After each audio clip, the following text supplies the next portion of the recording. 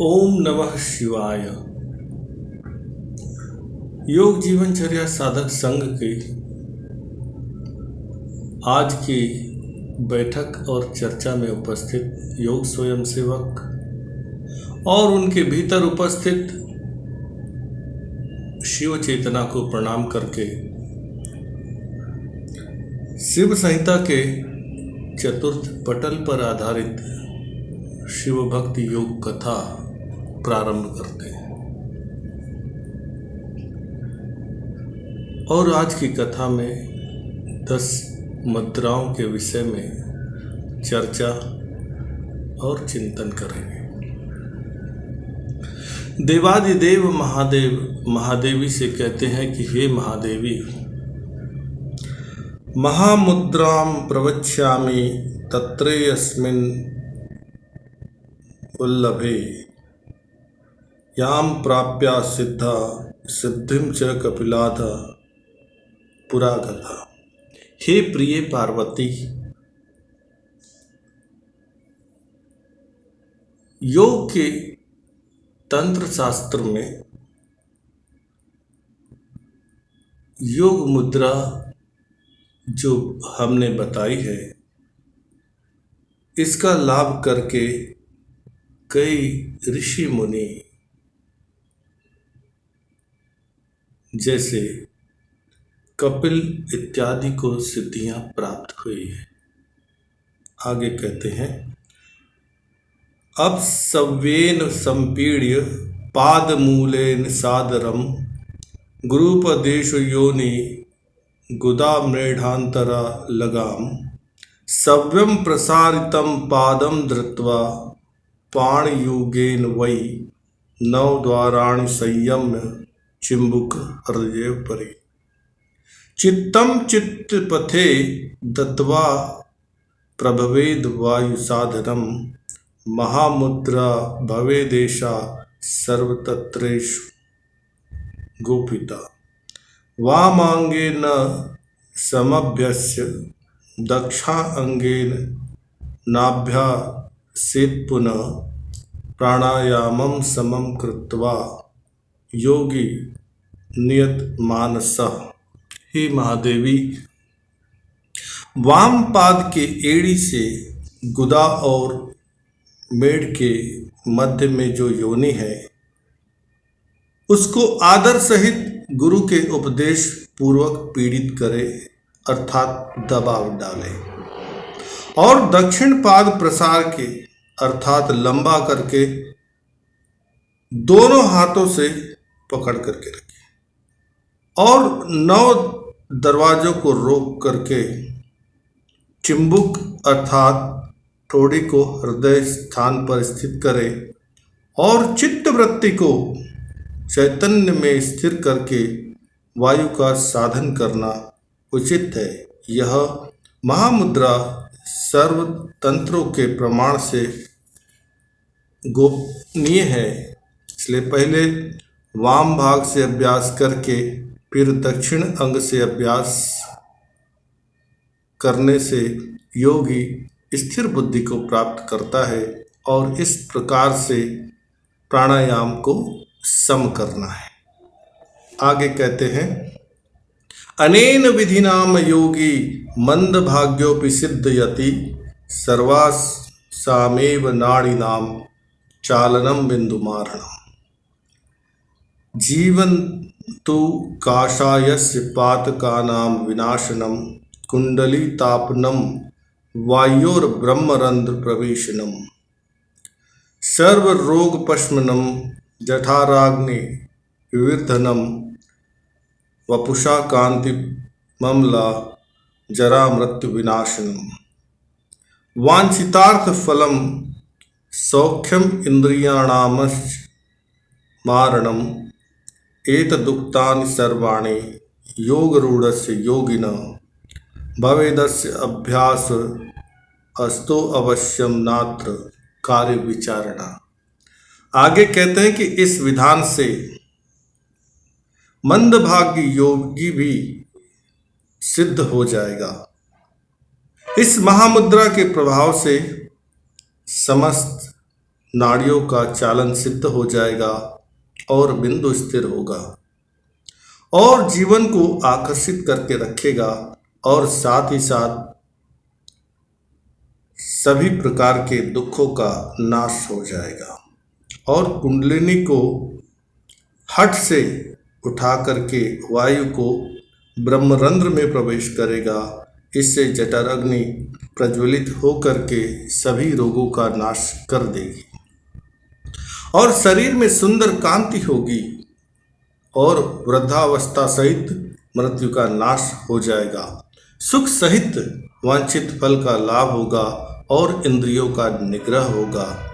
यह सब जो कहा है वह योगारूढ़ योगी के अभ्यास से वश में हो जाता है, इसमें कोई संशय नहीं। यह निश्चित ही अत्यंत फलदायी है। आगे कहते हैं गोपनीयाम प्रयत्नेन मुद्रेयम सुरपूजिते याम तु प्राप्य भवाभ्येगो पार गच्छन्ति योगिना। हे देवी, यह मुद्रा का यत्न करके योगी लोग इस संसार रूपी सागर से पार हो जाते हैं। आगे कहते हैं मुद्रा काम दुधा ओषाम साधकानम मयोदिता गुप्ताचरेण कर्तव्या न देया यश कश्चित। हे महादेवी, यह मुद्रा जो हमने आपसे कही है यह साधकों के लिए कामधेनु के जैसे है, अर्थात मनोवांछित फल को देने वाली है। इसको करने से सामान्य जन भी स्वस्थ हो सकता है, किंतु यह अनाधिकृत व्यक्ति को नहीं बताना चाहिए। आगे कहते हैं तत्र प्रसारितः पादो विनयस्तुमरु परि गुद योनिम समाकुच्च कृत्वा चापान मूर्धगम योजयित्वा समानेन कृत्वा प्राण मधोमुखम बंधु येदुर ऊर्ध्वगत्यर्थ प्राणापानेन यशुति कथितो अहम महाबंध सिद्धि मार्ग प्रदायकः नाड़ीजालार्ध संव्यूहो मूर्धानाम यति योगिनः उमाभ्याम साधयेत् मुद्रामैकम सुप्रयत्नतः। आगे कहते हैं पाद को प्रसार करके अर्थात फैला के दक्षिण चरण को वाम उर पर स्थित करके और गुदा और योनि का आकुंचन करके अपान को ऊर्ध्व करके समान वायु के साथ संबंध करके और प्राणवायु को अधोमुख कीजिए। यह बंध प्राण अपान के ऊर्ध्व गति हेतु बताया गया है। बुद्धिमान साधक के विषय में कहा गया है कि यह महाबंध सिद्धि मार्ग का दाता है। योगी लोगों के नाड़ियों का रस समूह इस बंध से ऊपर की ओर गमन करता है। यह दोनों मुद्रा और बंध एक एक को अंगों से यत्न करके करना चाहिए। देवादिदेव महादेव महादेवी से जो कहते हैं उसका अभ्यास करके ही इस विधि को अनुभव किया जा सकता है। आगे कहते हैं भवे अभ्यासतो वायु सुषुम्ना मध्य संगतः अनेन वपुषः पुष्टिर दृढ़ बंधयो अस्ति पंजरे संपूर्ण हृदयो योगी भवे अत्यंतान योगिनः बंधानानेन योगिंद्र साधेत सर्व मिसिप्ततम। आगे कहते हैं अभ्यास से अर्थात मुद्रा और बंध के अभ्यास से प्राणवायु सुषुम्ना के मध्य में स्थित होगी और महाबंध के प्रभाव से शरीर पुष्टि रहेगा और अस्थिपंजर और शरीर बलिष्ठ हो जाएगा। योगी का हृदय संतोष से परिपूर्ण होगा और आनंदित रहेगा। यह सब योगी को महाबंध के प्रभाव से लाभान्वित होता रहेगा। आगे कहते हैं, अपान प्राण योग रैक्यम कृत्वा त्रिभुवनेश्वरी महावेद स्थितो योगी कुक्षिमा पूर्य वायुना स्फिचौ संताड़येदि माँ वेदो अयम कीर्तितो मया। हे त्रिभुवनेश्वरी अर्थात हे महादेवी, अपान और प्राण को एक करके महावेद स्थित योगी उदर वायु से पूर्ण करके और बुद्धिमान दोनों स्फिच अर्थात पास को ताड़न करे, इसको हमने वेद कहा है।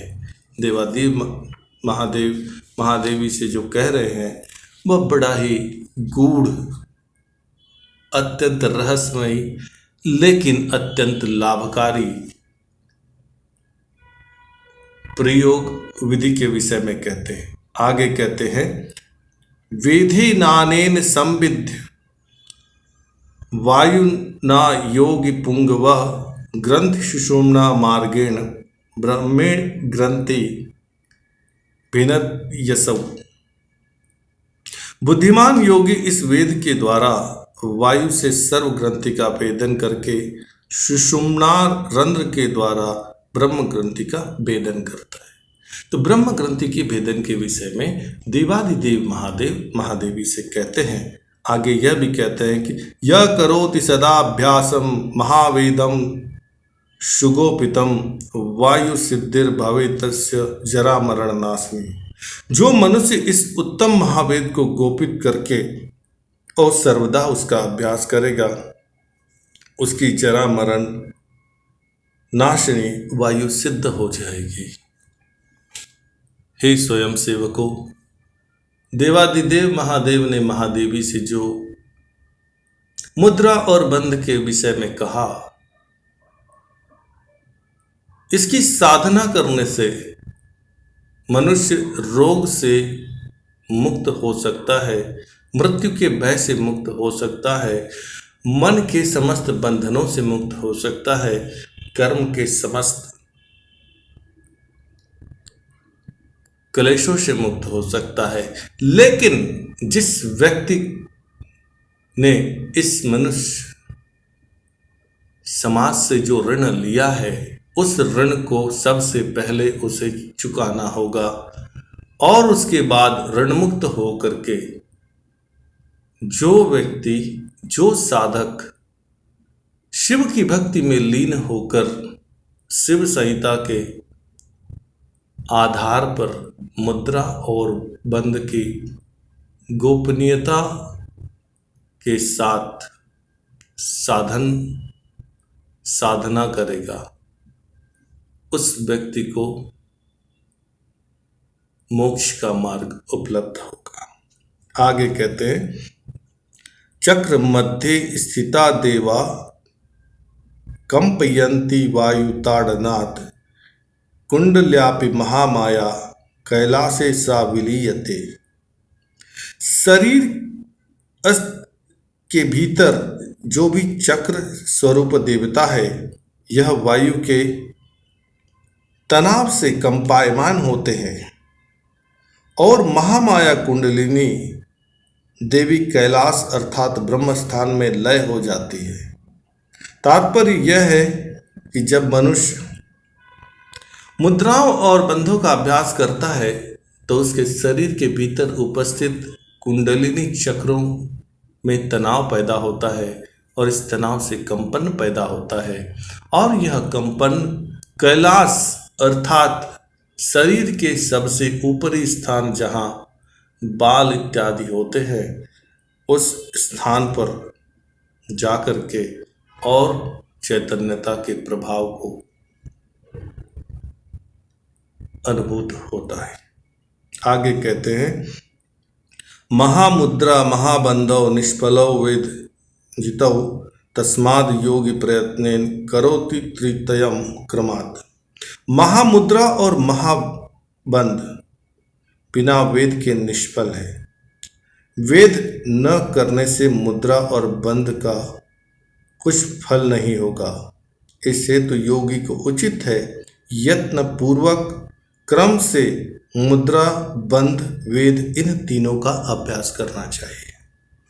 आगे कहते हैं एतत्त्रयं प्रयत्नेन चतुर्वारं करोति यः षड्मासा अभ्यासंतर मृत्युंजयत्येव न संशय।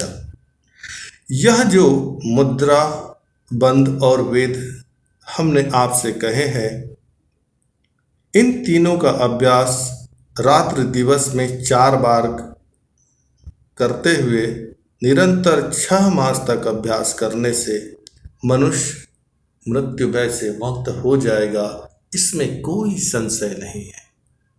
आगे कहते हैं एत त्रयस्य महात्म्य सिद्धो जानत नेतर यज्ञात्वा साधका सर्वे सिद्धि समगलभ भवन्ति वै। आगे कहते हैं कि यह तीनों जो महात्म्य के सिद्ध लोग जानते हैं, अर्थात मुद्रा, बंध और वेद, इनका रहस्य महात्मा लोग जानते हैं। सांसारिक लोगों को जानने की कोई जिज्ञासा नहीं रह जाती। जो व्यक्ति संसार में काम, क्रोध, लोभ, मद, मोह में बंधा हुआ है, उसे अपने शरीर के भीतर स्थित दिव्य चैतन्यता को जानने की जिज्ञासा नहीं रह जाती। लेकिन जो व्यक्ति सिद्धियों को प्राप्त करना चाहता है, स्वयं को जानना चाहता है, स्वयं के भीतर उपस्थित दिव्य चेतना को जानना चाहता है, सच्चित आनंद को जानना चाहता है, उसी साधक को यह सिद्धियां फलित होती है। आगे कहते हैं गोपनीया प्रयत्नेन साधकै सिद्धि भी शुभि अन्यथा च न सिद्धि श्यान मुद्राणामेश निश्चय। सिद्धि के जिज्ञासु साधक को उचित है कि यह सब अभ्यास गुरु से सीखकर अत्यंत गोपनीय तरीके से, गोपनीय प्रकार से करना उचित है। यदि इनकी व्याख्या करें, यदि इनके विषय में चर्चा करें, यदि इनके विषय में तर्क वितर्क करें, तो यह फलित नहीं होती। इस बात का स्मरण रखें। आगे कहते हैं खेचरी की मुद्रा के विषय में। भ्रुवोर अंतर्गता दृष्टि विधाय सुदृढ़ा सुति उपविश्य आसने वज्रे नानोपद वर्जित लंबिको ऊर्ध्वै स्थिते गते रसनाम विपरीत गाम संयोजयेत् प्रयत्नेन सुधाकूपे विचक्षण मुद्रैषः खेचरी प्रोक्ता भक्ता नाम अनुरोधता। आगे खेचरी मुद्रा के विषय में देवादिदेव महादेव महादेवी से कहते हैं, हे महादेवी, बुद्धिमान साधक दोनों भ्रू अर्थात भ्रकुटी के मध्य में दृष्टि को स्थिर करके और चित्त की उपद्रव रहित स्थिति में आकर के वज्रासन में स्थित हो जाए। अर्थात सबसे पहले वज्रासन में बैठना है, फिर चित्त को भ्रूमध्य दृष्टि में स्थिर करना है और जीवा को उल्टा करके ऊपर की ओर मोड़कर तालू के ऊपर लगाना है और इस प्रकार कुछ देर रहना है और फिर जीवा को सामान्य स्थिति में छोड़ देना है। इस प्रकार का जो अभ्यास अर्थात खिचड़ी मुद्रा का अभ्यास जो भी योग साधक करेगा वह दुख से, रोग से, मनोविकारों से मुक्त होगा। आगे कहते हैं सिद्धि नाम जननी होपा मम प्राणाधिका प्रिय निरंतर कृता अभ्यास पीयूषम प्रत्यहम पिबेद तेन विग्रह सिद्धि स्यान मृत्यु मात अंग केशरी। यह खेचरी मुद्रा समस्त सिद्धियों की माता है। इसलिए हे महादेवी, हमको प्राण से भी अधिक प्रिय है। जो निरंतर इस के अभ्यास से अमृत पान करते हैं वह सिद्ध हो जाते हैं। अर्थात हे महादेवी, जो भी मनुष्य योग साधक, जिज्ञासु, दार्शनिक और सामान्य ग्रस्त जन खेचरी मुद्रा का अभ्यास करेगा और अभ्यास करते समय गोपनीयता का पालन करेगा, वह व्यक्ति देवादिदेव महादेव का अत्यंत प्रिय भक्त होगा। आगे कहते हैं, अपवित्रो पवित्रो वा सर्वावस्थाम गतो अपि वा खेचरी यस्य शुद्धातु स शुद्धो नात्र संशय। कहते हैं कि अपवित्र हो या पवित्र हो, चाहे किसी भी अवस्था हो, मनुष्य को खेचरी मुद्रा करने से वह शुद्ध हो जाता है और इसमें कोई संशय नहीं।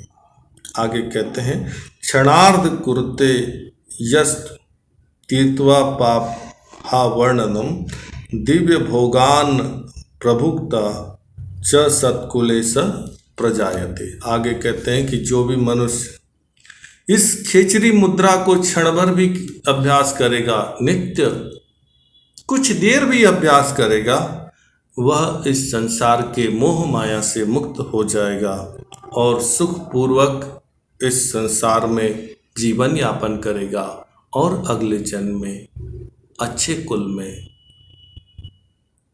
जीवन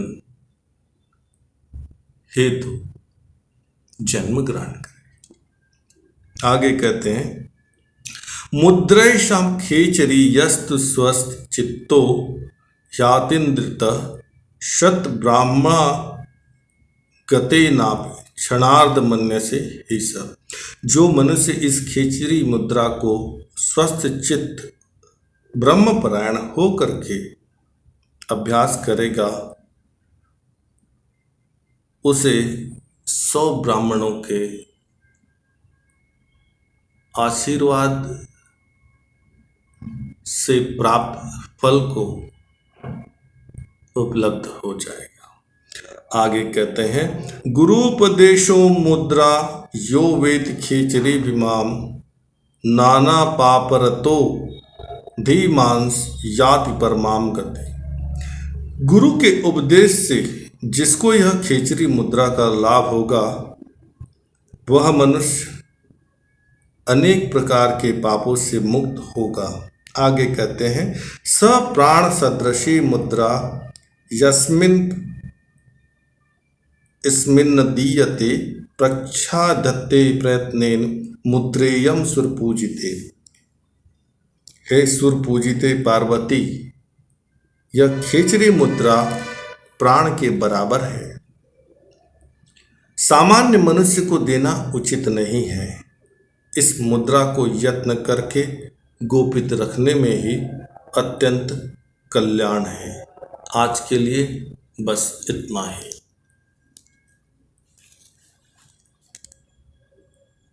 सारांश, देवादिदेव महादेव महादेवी से महामुद्रा, महाबंध, महावेद और खेचरी मुद्रा के विषय में बताते हैं और बताते समय 3 बातों का मुख्यतः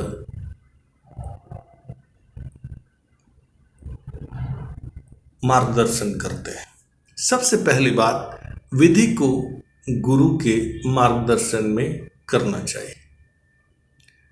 दूसरी बात, साधना करते समय विधि और साधना दोनों गुप्त रखना चाहिए।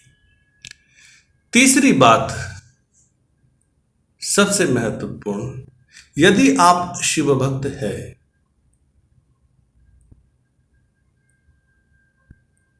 तो फिर आप इन अभ्यासों को अवश्य करेंगे, गोपनीयता का पालन भी करेंगे, देवादिदेव महादेव के निर्देश के अनुसार गुरु से सीख कर भी करेंगे, और सबसे महत्वपूर्ण बात, आप इसके फल को अत्यंत गोपनीय और हृदय में ही रखेंगे।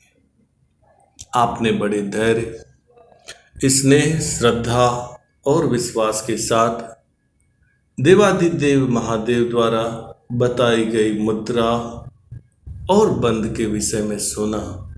इसके लिए मैं आपके हृदय और मस्तिष्क का ऋणी हूं।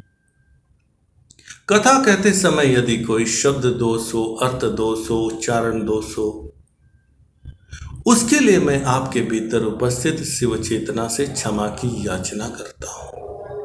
मेरे शब्दों पर निर्णय लेने की जल्दी मत कीजिए, समझिए, सुनिए, और यदि समझ में ना आए तब शिव संहिता का अध्ययन कीजिए, मनन कीजिए, चिंतन कीजिए, और जो आपको लाभयुक्त लगे उसका पालन कीजिए। शिव भक्त और योग स्वयं सेवक को किसी प्रकार का तर्क, कुतर्क, वितर्क, आलोचना शोभनीय नहीं हो सकती, क्योंकि जो कुछ कहा गया देवादिदेव महादेव द्वारा महादेवी को कहा गया, और हम उनके चैतन्य शक्ति को अपने भीतर रखे हुए हैं। इसीलिए जो कुछ उचित है उसका पालन करें, जो कुछ समझ में ना आए उसको भूल जाए। देवादिदेव महादेव क्षण क्षण में, कण कण में हैं। यदि कुछ मुझ जैसे तुच्छ साधक से, भक्त से कोई गलती हो जाए, उसके लिए मैं आपके भीतर उपस्थित देवादिदेव महादेव से क्षमा की याचना करता हूँ। और एक शब्द सदैव ध्यान रखे, फल्गु त्यक्त्वा सारम ग्रहीतव्यम्। व्यर्थ का त्याग करना, सार को ग्रहण करके और जीवन को आगे बढ़ाना, इस बात का सदैव ध्यान रखें। स्वयं सेवकों, आओ महामृत्युंजय मंत्र का पाठ करें। महामृत्युंजय मंत्र का पाठ करने से भावनात्मक, मानसिक, बौद्धिक और शारीरिक शक्तियों का संतुलन होता है, और मन, बुद्धि, हृदय, प्राण और शरीर के बीच शक्तियों का बंधन रहता है, और मनुष्य स्वस्थ भी रहता है और भय से मुक्त भी होता है। इन्हीं शब्दों के साथ आज की कथा यहीं समाप्त करते हैं। कुछ देर महामृत्युंजय मंत्र का पाठ करें और स्वयं को जाने, स्वयं के भीतर उपस्थित शिव चेतना को जाने। ओम नमः शिवाय।